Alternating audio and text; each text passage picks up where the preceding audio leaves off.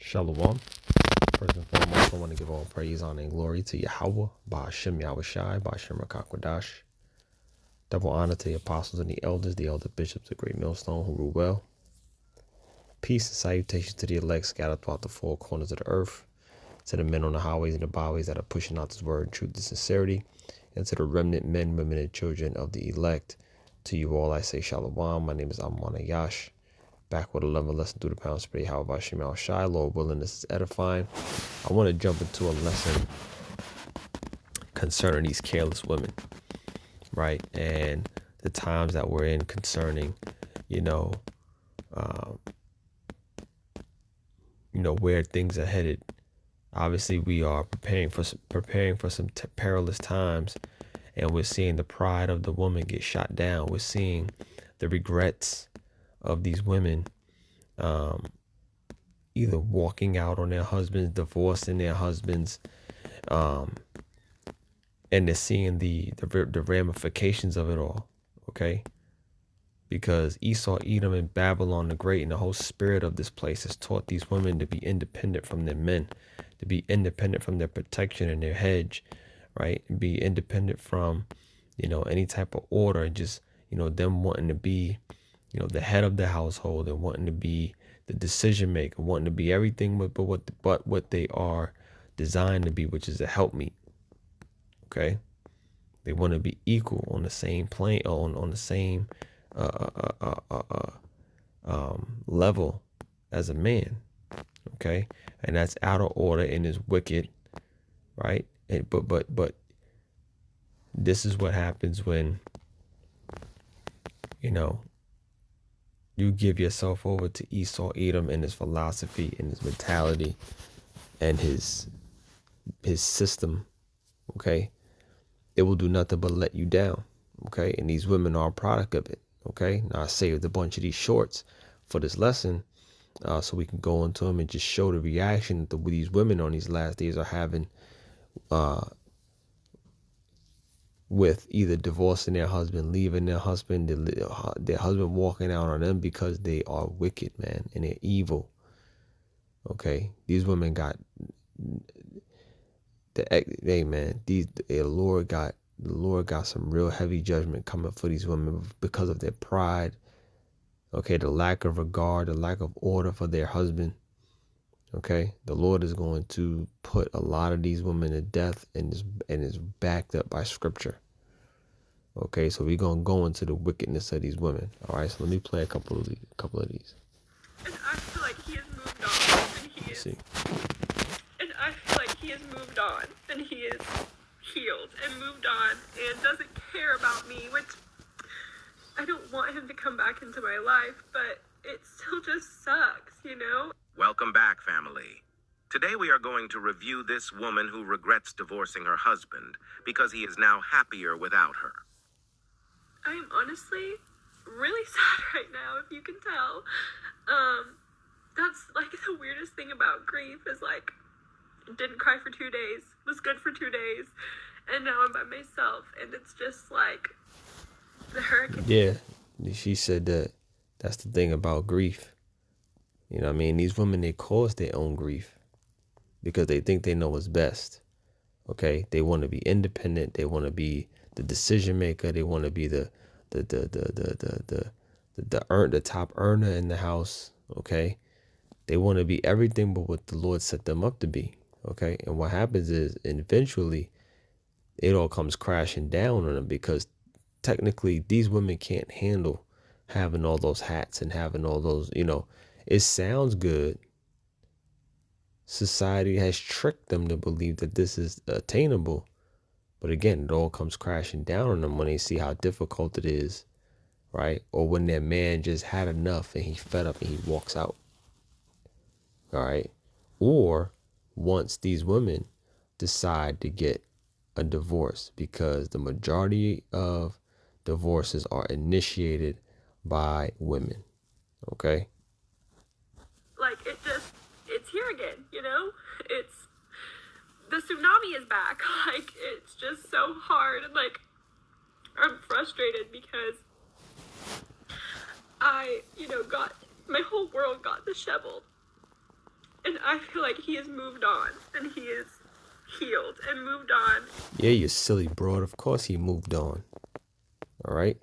You the one who divorced your husband. What are you do? What are you supposed to do? Wait for you to come around and have knock some sense into you? No. He gonna move on and get another woman. It's that simple. Now you sitting here crying, looking dumb. You know? He's moved on. Damn straight he's moved on. And good for him.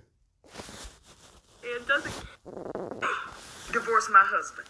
Why did I divorce my husband? I divorced my husband because I was making a certain amount of money. I divorced my husband because I thought I didn't need him anymore. I divorced my husband because I had this senior position at work and thought I held the same position at home. I divorced my husband because I thought I was better than him because I had my degree now. I divorced my husband because I thought a successful marriage meant I was here and he was down here. That is not success. That's fucking sickness. Boom, there you go. And that's what, like I said, that's what Babylon the Great has taught these women, that success means that she's up at the top as the pedestal on the pedestal, being lifted up, being exalted, being praised. Okay, because that's what you learn here in Babylon the Great amongst Esau's women rulership. Okay, that's what the devil will teach you. Okay, to lift up the woman, to prop them up. All right, and to put the man under him. And I just thought of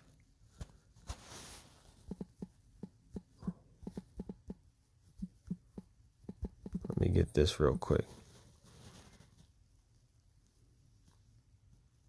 Okay. It's Isaiah 3. It says, "As for my people, children of their oppressors and women rule over them. O my people, they which lead thee cause thee to err and destroy the way of thy paths." Okay. This place is backwards, man. Okay. You got women ruling households. Okay. You got women ruling, one parent, single parent households with children, can't raise, can't do it on their own. Okay. Destroying whole households, destroying whole families. Because this is the land of confusion. And they've been tricked. And they've been tricked to believe that that's the way you operate. If you don't like what you're hearing or seeing or feeling from a man, get rid of him.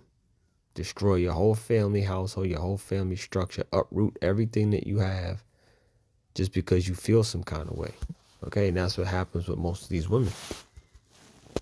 Wow. I divorced my husband because I thought a successful marriage meant I was here and he was down here. That is not success. That's fucking sickness.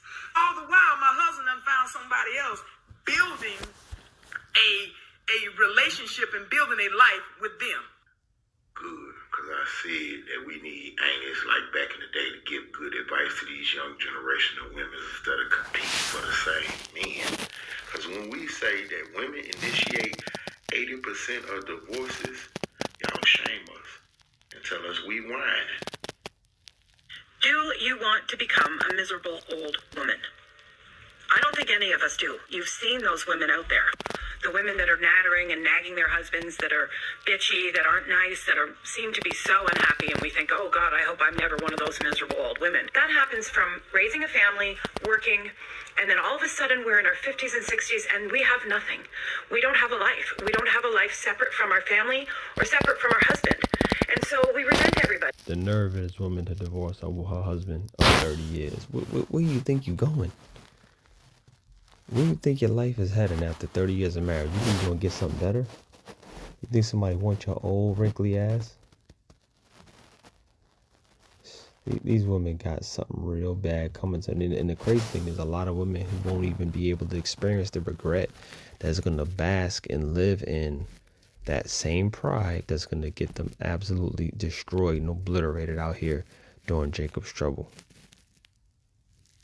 Okay? And good for them. We can't wait to see it because we want to see pride destroyed. We want to see this pride being just absolutely come back and bite these women in the ass. That's what we want to see. Here I am on my new bed, my princess bed. It's amazing. I feel like a different person already. I feel like I can do whatever I want, and I'm not responsible for anybody anymore but me. I don't know. Things aren't going that great. I didn't know. I guess I did. She went from being in her new bed, feeling great, not having to worry about nobody too. Things aren't going too well. Let me play that one more time. So like, I feel like I can do whatever I want, and I'm not responsible for anybody anymore but me. I don't know. Things aren't going that great. I didn't know. I guess I did know. I would have this really strong reaction physically, trauma reaction to finding out that my estranged husband has been having a new relationship. now these women are out of control, man. Let me get a couple scriptures real quick. Let me start off with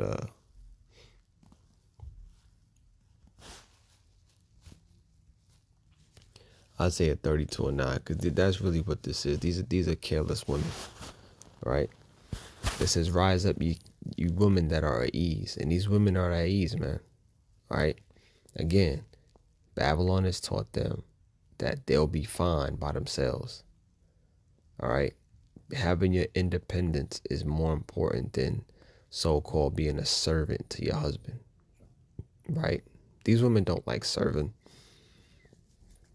They want to be served, right? They don't want to do their job. They don't want to live and live up to their duty as women, all right? They want things to be the exact opposite. It says, "Rise up, ye women that are at ease. Hear my voice, ye careless daughters. Give ear unto my speech," okay? Mainly these so-called blacks, Latinos, and Native American women, okay? Who have totally gone astray from your duty to serve a man, to serve your man. Okay, this is what make you careless daughters, because you don't have a care for anything except for yourself. Okay, you don't have a care for your duty and your responsibility towards your husband, towards your family. You just care about how the relationship is going to benefit you. It's the only thing you care about. These women are as selfish as it gets, man.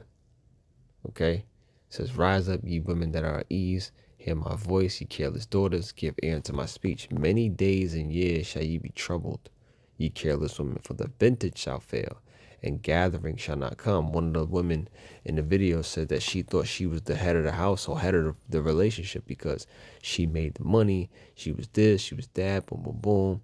Yeah, but what happens when the vintage fails? What happens when the grinder shall cease? You ain't got no job to fall back on, and you don't got the things that Babylon Great has to offer. You women. What happens when that happens? What happens when all hells break loose, and the love of many shall wax cold, right? And when neighbors start invading one another, what happens then? Okay, you ain't gonna have no protection from Yahawashi. You ain't gonna have that hedge, and Esau ain't gonna be there to protect your ass like he is now. Okay, with the laws that are in place, with the courts and the systems that are in place to protect women, that ain't gonna be an option when all hell breaks loose. Okay,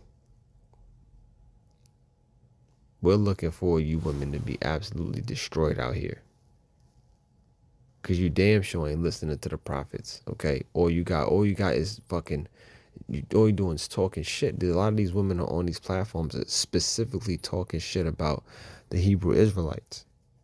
Okay, and what we are prophesying, what we teaching, what we have to offer, which is the warning from on high. But you don't want to listen. All right, so your judgment is going to be upon you. All right.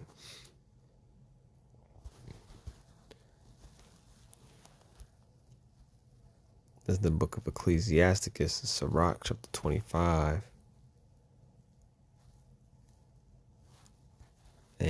verse verse 16. It says, I had rather dwell with a lion and a dragon than to keep house with a wicked woman. All right. Because hey man, there's nothing worse than a wicked woman. You come home every day, she's nagging. She always gotta express some shit. She always gotta talk to you about some shit. She's, she damn sure ain't got no desire to take care of herself. All right. She always want to fucking argue and got something to complain about. How she's never, because a woman is just basically she's really not able to be satisfied because there's always something.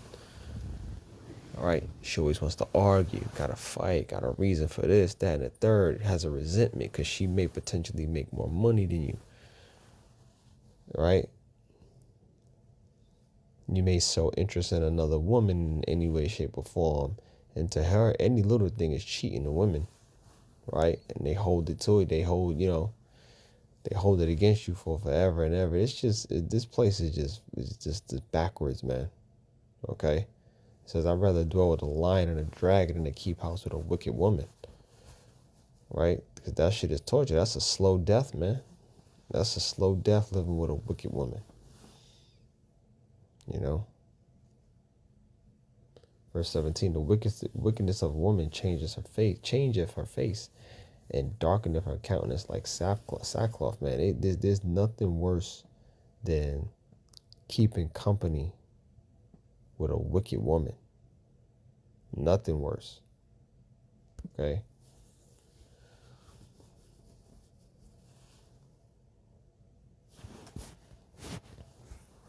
This is the book, I'm staying in the book of Sirach 26. Right, it says the whoredom of a woman can be known in her haughty looks and her eyelids. Right, if the daughter be shameless, keep her in straitly, lest she abuse herself through overmuch liberty.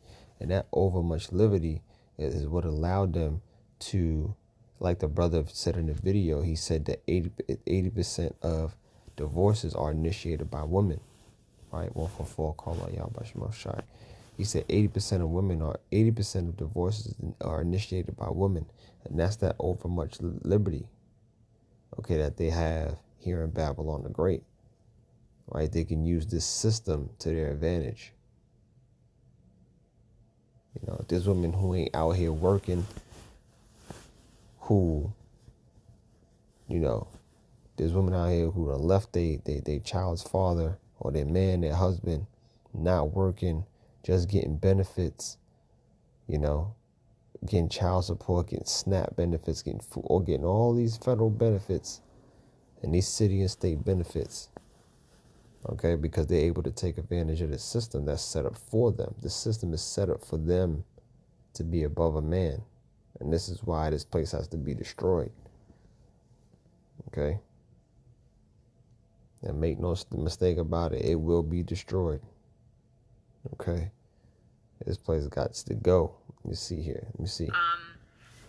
Even though I don't want to be with him anymore, there is a part of me that wants him to still want to be with me. That's insane. And when I kind of think about like what gets me upset, or why am I so sad about certain things, of him wanting to also go through the divorce, if I don't want to be with him. My problem is not that I don't value myself, or I don't have self. See, that's all about her. It's all about her. She's talking about the divorce of her husband, but it's all about her, bro. She doesn't want him back in her life, but she doesn't want him to not want her. What the fuck is she talking about, bro? Right? The pride that's on these women, she's just talking crazy. This is just the nonsensicalness of a wicked woman. Go through the divorce, if I don't want to be with him.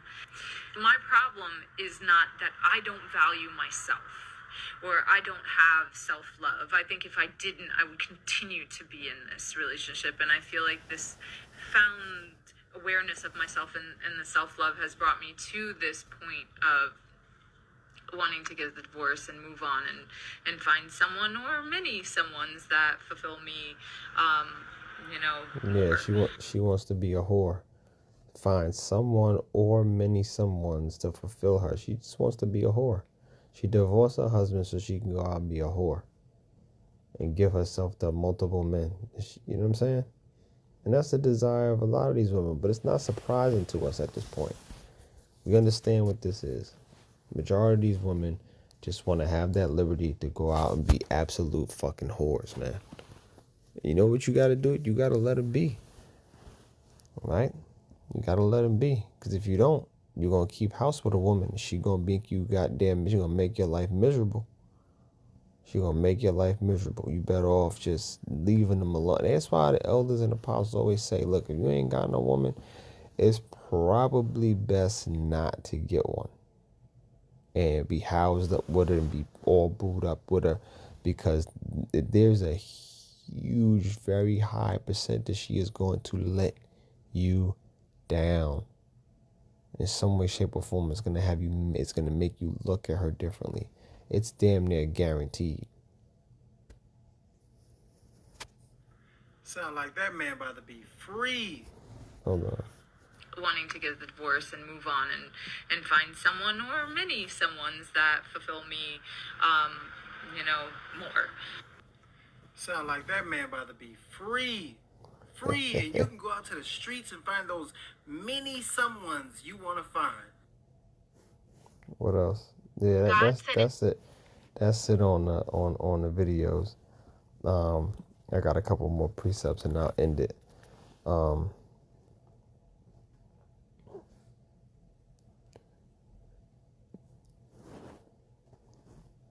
Actually, let's stay in Ecclesiasticus 26. I'm gonna read it in the GNT. Slakia 25, Sirach 25 and 23.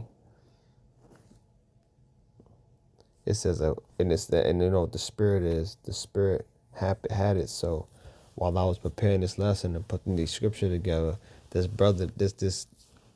precept I'm about to bring out, our brother literally put it in our WhatsApp group chat while I was doing this lesson. That's the spirit, bro. Kal Halal Yahawah Yahawashi.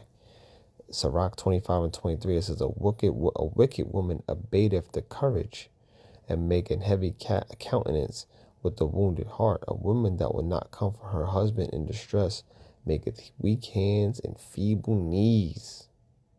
Kal Halal Yahawah. And that's the truth. Let me get this. I don't want to bring out this article as well, but let me get this in the GNT. All right. Again, this is the book of Sirach, or Ecclesiasticus chapter 25 in the Good News Translation, verse 23. It says, check out what this says. It says, a bad wife will make her husband gloomy and depressed and break his heart. Okay? That's what a wicked, bad woman will do. She will make a man gloomy and depressed. All right? And she'll break his heart. Okay? Because, like I said, the man's going to end up in disappointment. Who he thought she was, and who in his ideal situation thought of what his wife would be, turned out to be the exact opposite. Okay, and it sets you up to be let down, to be dropped on your head. You know what I'm saying? You know, hey, look, man, ain't no mistake about it. Our glory is the woman. You know what I'm saying? So we put a lot into, our women. And we have a certain expectation as well, to pull from them, and just, in hopes of that they're, fulfilling their duty towards you. But sadly, that doesn't happen here in Babylon the Great. Okay, our women have gone astray. It says, a bad wife will make her husband gloomy and depressed and break his heart. Show me a timid man who can never make up his mind, and I will show you a wife who doesn't make her husband happy. That is a mic drop. Okay. Show me a timid man who can never make up his mind. I will show you a wife who does not make her husband happy. And the majority of the women, and this is if you women are listening, most of you are not making your man happy. Okay? I don't care how good you think of a woman you are. Majority of you women are not making your husband happy. Okay?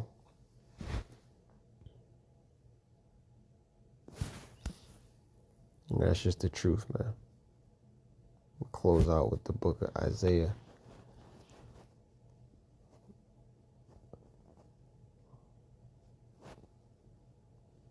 Chapter 4, verse 1. Okay, and this is the scripture that has been coming out